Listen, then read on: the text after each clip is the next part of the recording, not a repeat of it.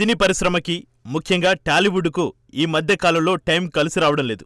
బాలీవుడ్ రేంజ్ను మించి pan world range సినిమాలతో super సక్సెస్లు సాధిస్తున్నా real లైఫ్లో ఎదురుదెబ్బలు తగులుతున్నాయి. సంధ్య థియేటర్ ఘటన తర్వాత బెనిఫిట్ షోలకు ఎట్టి పరిస్థితుల్లోనూ అనుమతించేది లేదని సీఎం రేవంత్ రెడ్డి బహిరంగంగా ప్రకటన చేశారు. సినీ పరిశ్రమకు ఇబ్బందేనా, తగ్గేదే లేదని, సినీ పరిశ్రమ కంటే ప్రజల ప్రాణాలే ముఖ్యమని తేల్చి చెప్పారు. ఏ ముహూర్తంలో సంధ్య థియేటర్ దుర్ఘటన జరిగిందో ఇలా చెప్పొచ్చో లేదో తెలియడం లేదు. కానీ ఇటీవల కాలంలో సినిమా టికెట్ రేట్లు ఆకాశాన్ని తాకుతున్నాయి. అదేమంటే భారీ బడ్జెట్, పాన్ ఇండియా పేరుతో మేకర్స్ ప్రేక్షకులపై టికెట్ల రేట్ల భారాన్ని భారీగానే మోపుతున్న విషయం ఓపెన్ సీక్రెట్. రీసెంట్గా పుష్ప 2 మూవీ విషయంలో పెరిగిన టికెట్ రేట్లపై దారుణంగా విమర్శలు ఎదురైన సంగతి తెలిసిందే. ఈ నేపథ్యంలోనే గేమ్ చేంజర్ మూవీ విషయంలో మరోసారి టికెట్ల హైక్ హాట్ టాపిక్గా మారింది. ప్రభుత్వ పెద్దల వద్ద దిల్ రాజు, ఇతర సినీ పరిశ్రమ ముఖ్యులు ఏ కారణాలు చెప్పారో గానీ బెనిఫిట్ షోకు సీఎం రేవంత్ రెడ్డి నో అని తెగేసి చెప్పారు.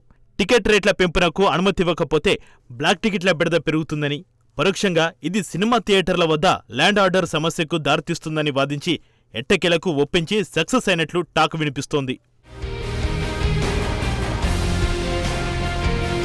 బ్లాక్ టికెట్ల మార్కెట్తో పాటు థియేటర్ల వద్ద తొక్కిసలాట కంట్రోల్ కోసం ప్రభుత్వానికి కూడా ఆదాయం వస్తుందనే ఉద్దేశంతో టికెట్ రేట్ల పెంపునకు సీఎం రేవంత్ రెడ్డి అయిష్టంగానైనా తప్పదన్నట్లు గ్రీన్ సిగ్నల్ ఇచ్చారు.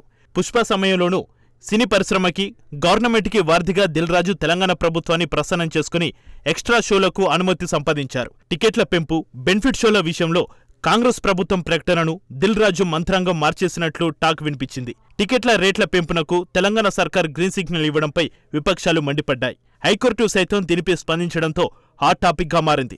మాట తప్పిన ప్రభుత్వంగా కాంగ్రెస్ పార్టీ అబాసు పాలైందన్న విపక్షాల విమర్శలు ప్రభుత్వానికి చేరేలోపై ఏపీ హైకోర్టు మరో షాకిచ్చింది. మాట తప్పని ముఖ్యమంత్రి రేవంత్ రెడ్డి సార్ను ఒప్పించడంలో దిల్ రాజు, ముఖ్యంగా సినీ పరిశ్రమ పెద్దలు సక్సెస్ అయినా ఆ సంతోషం కొద్ది గంటలు కూడా నిలవలేదు. ఎందుకంటే ఏపీ హైకోర్టు రూపంలో భారీ షాక్ తగిలింది. పెరిగిన టికెట్ ధరలను సవాల్ చేస్తూ దాఖలైన పిటిషన్పై ఏపీ హైకోర్టు స్పందన సినీ పరిశ్రమకు షాకుకు గురిచేసింది.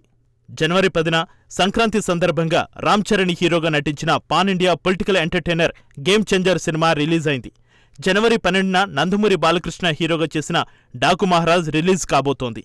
Game changer movie pan India movie కాగా, డాకు మహారాజ్ మూవీ మాత్రం సౌత్లో భారీ ఎత్తున రిలీజ్ కాబోతోంది.